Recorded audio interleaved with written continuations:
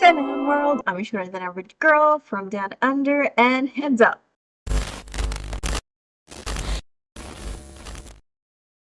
So this video isn't going to be like my other videos because it's not an analysis or a review, but it's not clickbait either. There has been this show that I've been obsessing with for the last 3 months. And honestly, the hype of this show cannot die. I love it. But I'm also aware, as a conservative, ideologically, not politically, that this show should have been out of bounds for me. And this is based on all the media attention around it and also its reviews on Common Sense Media as well as IMDb. So it may concern some of my audience that I'm even promoting the show, while others are going to be cheering on the sidelines for my inclusivity. Today, I've decided to make this preface, basically explaining what conservatism involves and how it differs from misogyny, racism, and homophobia. And so, as a consequence, I was able to watch this show without betraying my roots. Essentially, universal values as well as my personal values ultimately led me towards this show, not away from it. Some of you may think it's sad that I'm sitting here justifying why I need to watch a show, but I'm just here to do my due diligence to the community. The short takeaway from this video is that due to the content present, I can't just outright directly recommend it to you. However, I am so desperate to share all my thoughts about the ending, the characters, and the relationships in this show. So, I've decided that I'm going to be releasing my first reaction to the show, which I kind of recorded for myself. And this reaction series, it's going to be clean, so I'll be censoring all the audio or visuals that you may not want to see or hear. And so after that, hopefully you'll know enough of the plot so that we can deep dive into the juicy stuff. But first, let's get on this prelude about boundaries and how I deal with them, and how this links to my watch experience, not only of Arcane, but any show, to be honest. So essentially, the concepts that I'm going to be talking about, although I'm doing it in the context of Arcane because this is the show that I want to focus on at the moment, its explanations for the concepts are basically broad brush for any of my mature content that I'm planning to do on this channel from now on. Essentially, I'm exposing the method behind the madness, and hopefully, for those of you who don't know, it will provide some reasoning to some of the concepts in Islam or conservatism. So, you're welcome.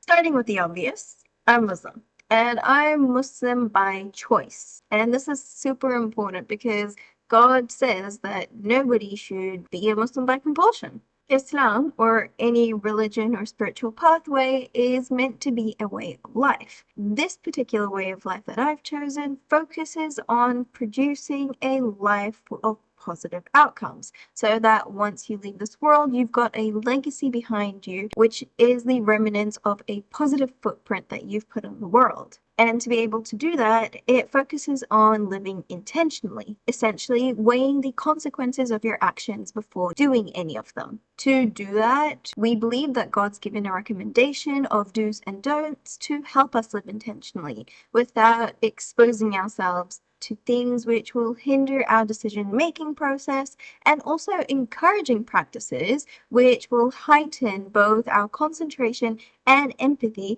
which help us live a life of positive outcomes. And the reason why there is a huge focus on decision-making is because the greatest battle of the human consciousness is that between the mind and desire. Two intertwined powers within the human psyche, which, if your mind controls your desire, you'll be able to lead a path more empathetic, whilst a life where desire trumps mind will become a life more selfish. So an important part of being a Muslim is desire control. It's kind of a version of Stoicism, if you like. Now, desires are super important. They are innate and necessary for our survival. Essentially, they are the will to keep living inside of us. And so, some prioritizes not simply ignoring our desires or fighting against them constantly so that you're not giving into them, but to be able to satisfy them in a controlled manner. For example, we desire food.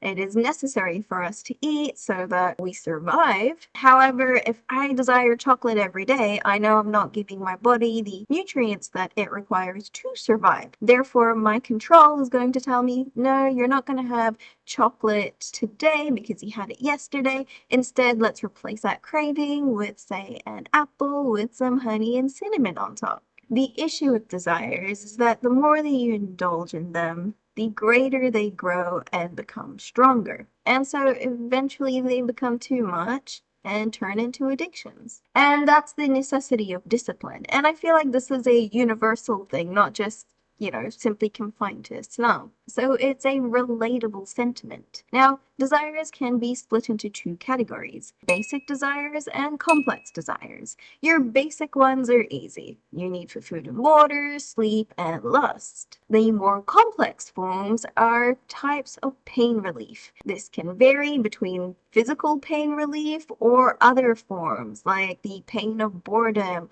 or loneliness or past experiences. But the one thing that all desires share is that they're innately selfish, because that is what their nature is, to keep you alive, you satisfied. And generally speaking, desires are also not very good at calculating time, so their satisfaction tends to be short-lived. This is where we need the mind to come and assess a desire. It looks at which is harmful to pursue in the long run and which ones are fine to go with. Now, the mind's not going to get it right all the time, but at least you're trying and therefore living intentionally. Having that conscious effort also means that you become accountable for the consequences of any set desire that you do act on. So now that we've got that out of the way, how does this all connect to what we're talking about? Well, the easiest way to control desires is to avoid temptation. Now, temptation are essentially the sensory precursors which end up developing a desire. For example, like the thick smell of food in the air just makes you salivate and want to eat, even though you may not be hungry in this particular moment. Another example is putting on white noise so that you're putting yourself into a state of wanting sleep.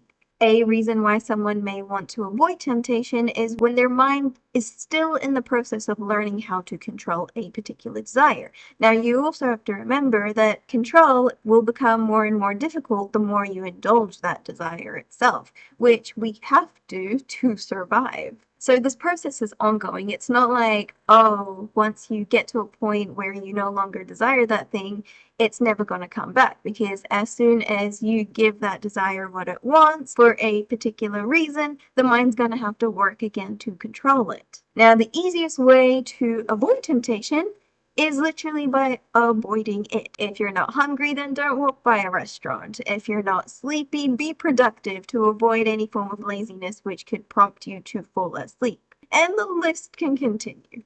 Now, is this always possible? No, 100% not. We've got temptations all around us, and that's just the way life is. That is why the mind has to fight. Now, another question that you may be asking, can you desensitize yourself to a desire? The answer to that is no. And the reason is, the more you indulge yourself to temptations and then acting upon your desire, all it does is increase the threshold to get to your desire. So you're not desensitizing yourself, you're just making it more difficult to become satisfied. Like, for example, someone who eats ice cream on the daily, when it comes to a time where they really, really need that ice cream, they're going to pull out that entire tub and stick right in. And as a consequence of that, in a world where there are more options, it becomes more difficult to find happiness, which is purely like desire-based happiness, because you're constantly being exposed to new ways to indulge yourself, and as a consequence, it becomes more and more difficult to reach pleasure. Now, television works on two of our senses: vision and sound. And I mean, that is how ads work, right? They try to entice you so that you can purchase a particular product, a product that is meant to satisfy a desire that they had stimulated through the ad. And so essentially the same principles for avoiding visual or audio stimulus applies. But look, initiating a desire doesn't always have to be a positive thing, like you trying to push towards someone to do something. It could be the opposite by exposing them to a thing which makes us desire the opposite of it. If a desire comes from giving us what we need, then the opposite comes in the form of protecting us from things that we don't. And so this also requires control because it can manifest into another innate and instinctual nature called anger, which is a second thing that Islam promotes us to guard against by living intentionally. It's a thing which is important and necessary for our survival, however, can provoke a negative response. And for someone who's trying to live a life of positive consequences, a negative response isn't exactly going to do that. Now, Arcane is one of the best stories that I have ever come across. The hype for it is absolutely real. There's a lot of show, not tell, with literally every frame, every word, and every note that is played used to build the characters, the plot, and the world that you're in. It is a super immersive and well-crafted experience, telling the very raw and human story of these characters that you're interacting with. As a consequence of it being so incredible, well, it exposes you to a variety of human topics from a positive and a negative lens. Things like parenthood, siblings, mentorship, politics, power, romance, lust, brotherhood, ambition, progress, fear, death, grief, mental illness, addiction, loyalty, free will, evolution, determinism, and God, the list continues. So obviously, because it provides a insight to the positive and the negative, there are some things that I had to censor for myself. But even though I decided to censor them, I don't believe that they have no place in the story. In fact, I believe they are paramount to tell a really good story, to provide those comparisons so that we can make a judgment and change our judgment about basic concepts and characters. I just don't feel comfortable watching or listening to that particular thing. We have to remember that stories, they're meant to provoke us, but it's up to us to decide whether we want to be provoked or not. We essentially have that control. The process of censoring things for yourself starts with understanding yourself and your boundaries, and this comes with time and experience. Now, what I really like about Islam is it provides you a basic guidelines based on human nature, which honestly, I'm very grateful for because as a teenager, I had no idea about the true horrors of the world and adulthood. JK, adulthood, it's fine. It's great. Honestly, if you build yourself enough when you're younger, you're going to live a happy and fruitful and prosperous life. As an adult now, I do understand where my boundaries are, and so for me, I have a few things that I definitely censor for myself, including nudity, PDA, swearing, cannibalism, and any kind of references or more of grape or PDF files. Again, these are based on the things that I've gone through in my life, making these topics my greatest triggers. But these triggers may be different for other people, given on what they have experienced or what they have grown up to believe.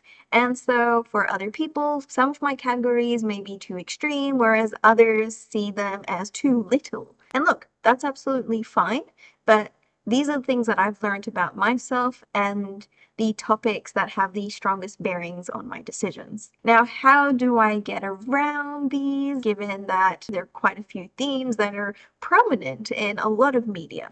Well, the first thing that I do is research this piece of media, whether it's a video game, a book that I'm interested in reading, or a movie or a TV show.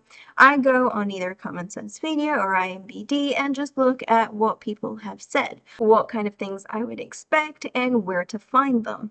If I see that there isn't enough for me to be deterred from the story, then I would go ahead with it, having that list up in front of me to know exactly which episode or part I would be expecting that thing so that I could just skip along. And this is particularly easy when it comes to any form of romance scenes because you've got cues that lead up to it. And that's exactly how I treated Arcane. Now, of course, there is the huge elephant in the room. It is the Cait Vi and arguably Maddie relationship, as well as the whole Jason Victor thing.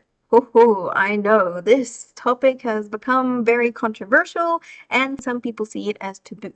So, I do want to kind of get into it to explain my stance on it and how I didn't see it as a big deal. The reason why these relationships or any kind of relationship perspires is because we have this complex desire of wanting to be understood and not be lonely. And in these situations, our four main characters in these relationships felt that particular way. But when they found someone who satisfied that complex desire, a bond formed.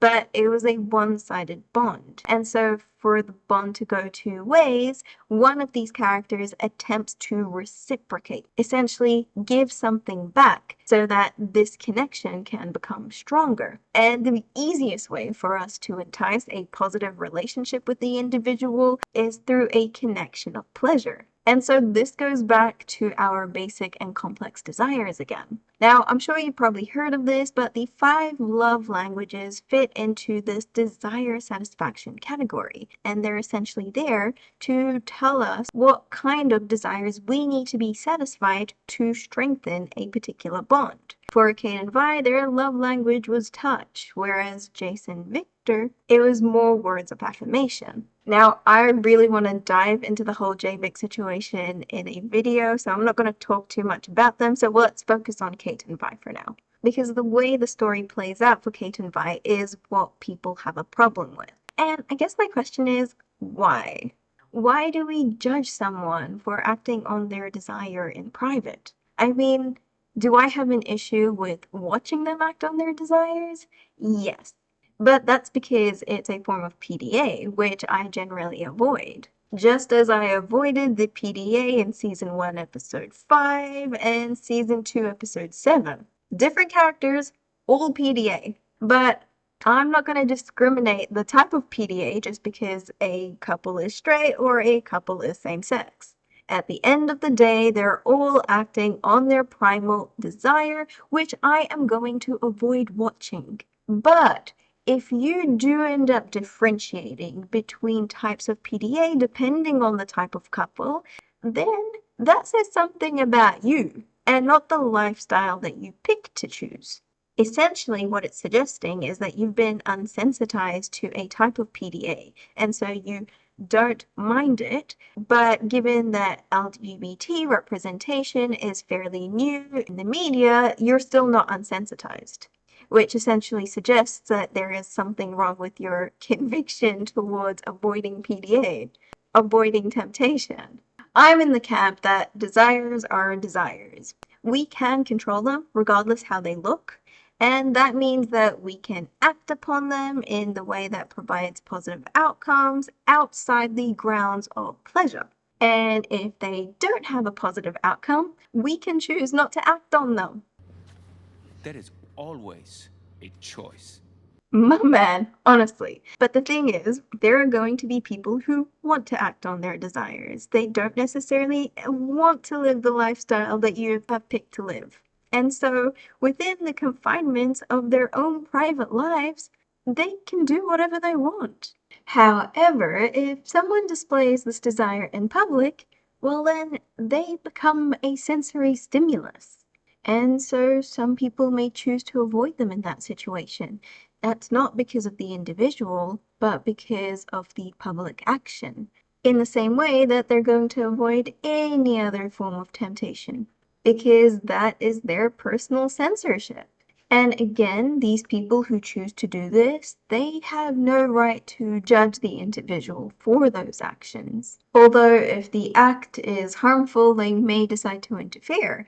An example of this is someone who is super drunk or someone who gets angry and may act on that anger. But again, even in those situations, they don't have the right to judge an individual for drinking or for getting angry. At the same time, the person doing the action can't judge others for their personal censorship. And with the limelight that LGBT issues are gaining in our society, they've added a new set of undiscovered desires and temptations, which people who wish to live intentionally are now newly navigating. Having no understanding of themselves with regards to this particular topic can be very frustrating, and so unfortunately sometimes it manifests as projection on the community at large. And this is what's causing all the rift. Muslims and conservatives are not meant to be homophobic. However, they could be when they're in this position where they're trying to make sense of this new stimulus and they're going through the process of understanding it all on a personal level. This stuff, it's going to take time, and unfortunately, the time it takes depends on the individual, reflected by their conviction to themselves, the life that they have picked, as well as the level of influence that they have from others, and of course, their desires. I think the most important remedy to this entire situation is for both sides to become more understanding of one another. You have picked different lifestyles, and so are entitled to act in the way that you want, taking accountability for the actions that you do. Your particular lifestyle shouldn't be projected on anyone else or forced upon them just to make your life a little more convenient. And coming back to fictional relationships of this matter, they should be treated the same way as any form of lustful acts are in fiction. And I'm speaking to both the viewers and the writers on the situation. I am the last person who can give proper advice on this because, I go out of my way to avoid it, but I just sometimes feel like it comes out of left field. And so, as for Cait Vi, in season 1, you'll see their relationship blossom. They care about what each other finds the most valuable, which kind of makes them feel like they're being understood. But I mean, for me, I guess my gaydar was broken because I didn't see their relationship going in the direction that it did. But I have to admit, I did skip a lot of things that I wanted to avoid seeing. So there were scenes in season 1, episode 5, and episode 8 that I didn't see, and things in season 2, episode 3, and of course, episode 8 that I also didn't see. So perhaps there were cues for the relationship going in that direction, but I just wasn't aware of them because I didn't see them. But I did know that their relationship was going to be that way based on the research that I did before going into the show. And so for those who are like me or have even more stricter restrictions for yourselves, given that you know your own limits and your own boundaries, I completely respect your decision of not wanting to watch the show. It's absolutely fine. But I'd love to share my thoughts and takeaways in a trilogy of videos focusing on the themes of free will and predestination, love and relationships, as well as heroes and villains. So thank God I recorded my first watch of the show. I essentially binge watched it in 2 days. I know it's not that impressive. I've heard people binge watching it in a day, but I just really wanted to savor that first moment of watching it. Of course, because it wasn't meant for the public eye, there are going to be things that I'm going to censor of myself in that watch, but I'm going to be releasing a reaction series. This reaction series is going to be completely clean. No swearing, no PDA, no nudity. Everything's going to be cut out so that hopefully you'd be able to watch along, get a sense of what the story is, who these characters are, so that hopefully you can also enjoy the analysis videos without feeling absolutely lost as to what I'm talking about. So I hope this clarifies any concerns or misconceptions about what I'm even doing watching Arcane for those who are concerned, and for others, what my core beliefs are and how I deal with them in the world that we currently live in. This show is an absolute masterpiece, and I'm so excited to share it with you. So be brave, be happy, and be kind, and we'll catch you all next time.